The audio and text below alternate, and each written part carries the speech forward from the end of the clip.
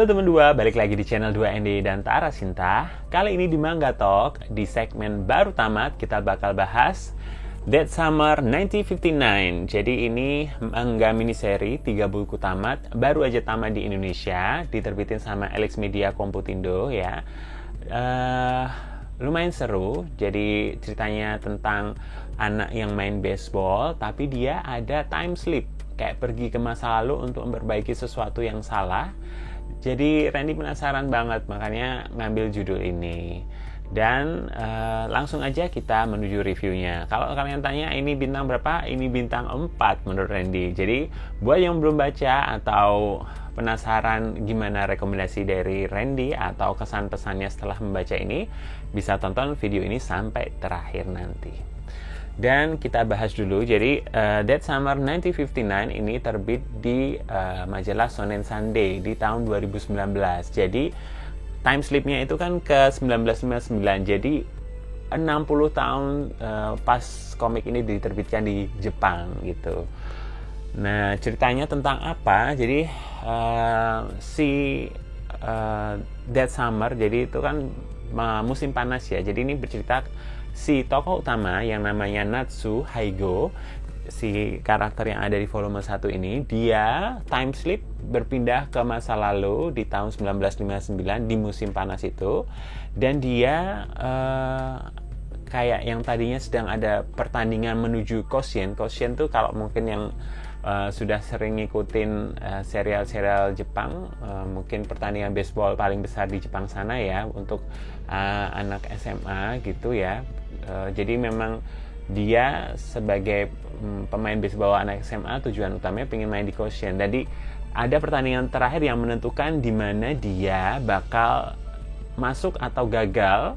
Kalau kalah di pertandingan itu, dia bakal bisa masuk ke Koshien atau gagal masuk ke Koshien. Jadi memang akhirnya dia tiba-tiba pas di time out itu terjadi hujan deras, banyak petir, dan si Natsu ini akhirnya kena petir, pergi ke masa lalu, kembali ke 1959. Kenapa?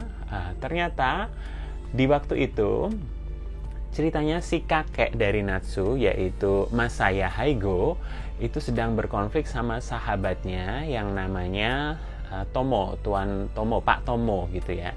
Dan di sini si Natsu ini dia akhirnya berusaha memperbaiki itu supaya si kakek yang tadinya itu pernah juara menang di Koshien akhirnya bisa kembali benar-benar jadi juara gitu. Jadi pas dia time slip ke masa lalu, dia bisa tahu kalau ternyata ada kekacauan, kakeknya ini gagal jadi juara Koshien gitu. Jadi dia berusaha memperbaiki itu gitu. Nah, kita bahas dulu dari fisiknya ya teman dua. Jadi terbitnya ini semua sampulnya ini glossy kayak gini ya teman dua. Ya. Ini harganya itu satu bukunya Rp40.000 ya. Ini volume 2-nya ya, glossy kayak gini. Terus ini volume 3-nya ya. Nah, ini si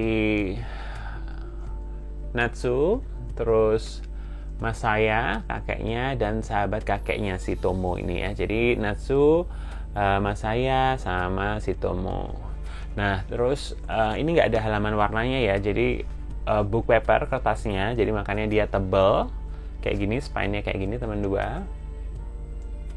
Kebalik ya. Sorry. Jadi kayak gini.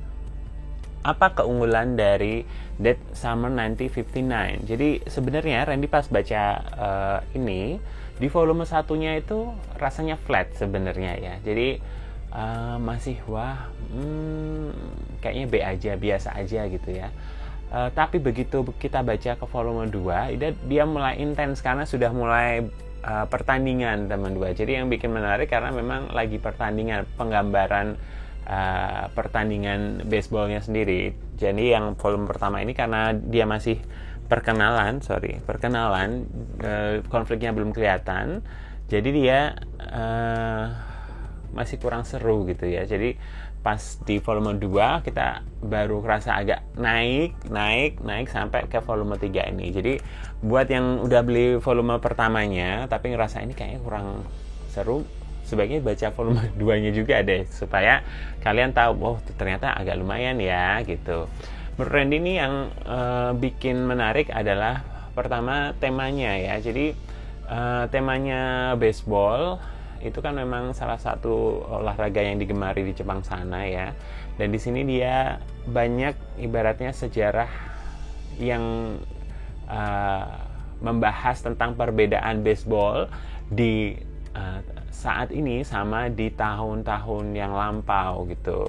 Dan bahkan di bagian belakang, di bagian kayak ibaratnya bonusnya gitu, dia membahas kayak beberapa perbedaan di dunia nyata. Di dunia nyata tuh perbedaannya apa aja gitu, dari tahun ke tahun gitu, dari perkembangan dari tiap 20 tahun kan berarti hampir 3 kali 20 tahun ya, dari 1959 seperti itu. Nah, di sini dibahas secara detail, ada perbedaan-perbedaannya itu. Kemudian yang bikin seru mungkin time slip-nya ya. Jadi Randy tuh suka sama tema-tema yang kembali ke masa lalu, terus mencegah sesuatu yang terjadi supaya mengubah masa depan gitu-gitu kan. Walaupun di sini termasuknya karena 3 buku ya, jadi memang time slip-nya tuh time slip yang harus dibenerin itu sederhana banget. Jadi kita sudah bisa menebak sebenarnya, tapi yang bikin seru itu karena diramu di pertandingan di buku 2 sama buku 3-nya. Kalau yang buku 1-nya memang Randy kayak gitu, masih rasanya agak goyang. Di buku 1-nya kayak kerasa masih gimana ya gitu. Tapi kalau di buku kedua ketiganya ya bisa dibilang jadi bagus setelah buku pertama yang flat itu. Jadi kalau kalian baru beli buku 1-nya terus nggak lanjut, Randy saranin coba baca buku 2 ketiganya juga ya. Tapi memang ceritanya itu bukan yang cerita yang harus pingin banget dibaca gitu, nggak. Cuman ini cerita yang ringan, yang memang dibaca asik, nggak dibaca juga nggak apa-apa, tapi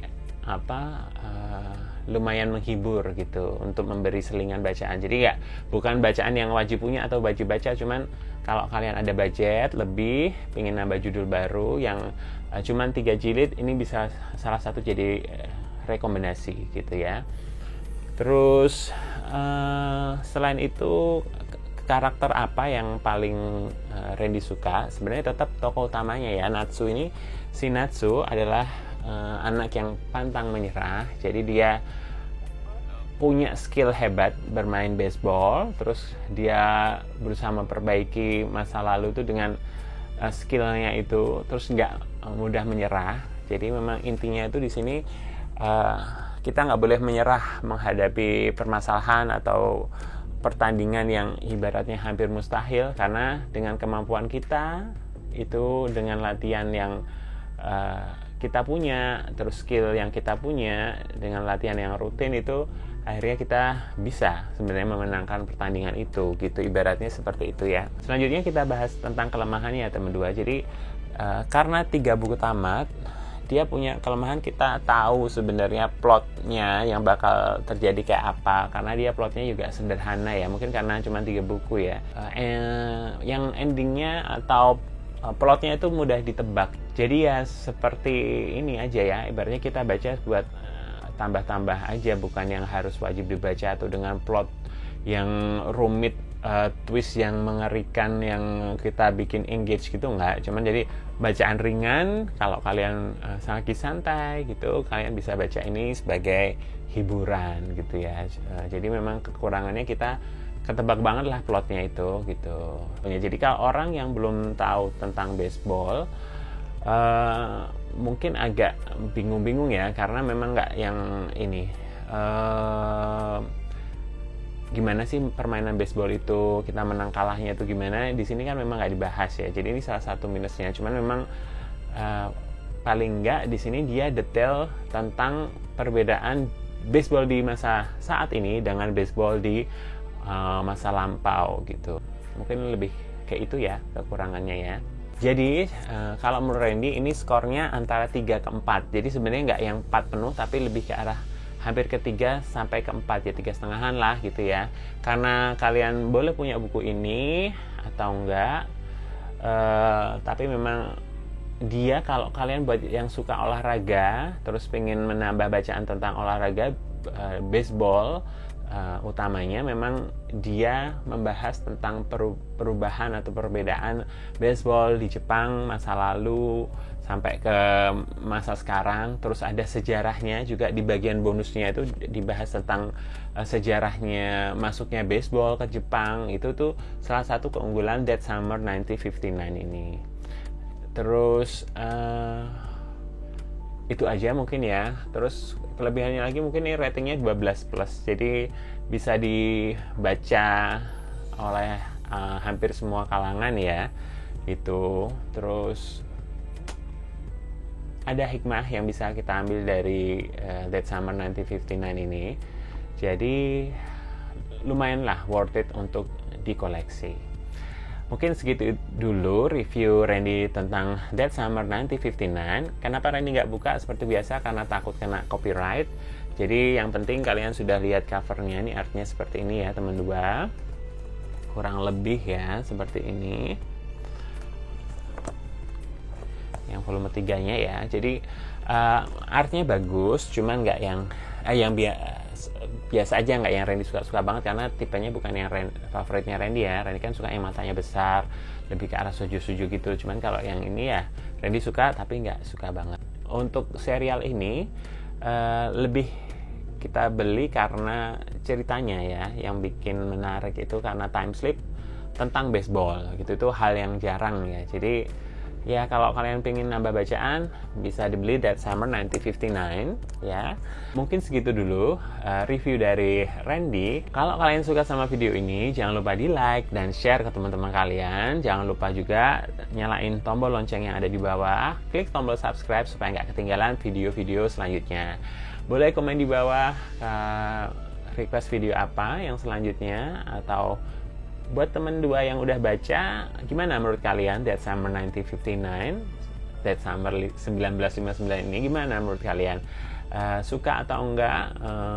Atau malah kalian drop mangganya? Jadi boleh kita diskusi di bawah ya. Mungkin segitu dulu. See you on my next video. Bye bye.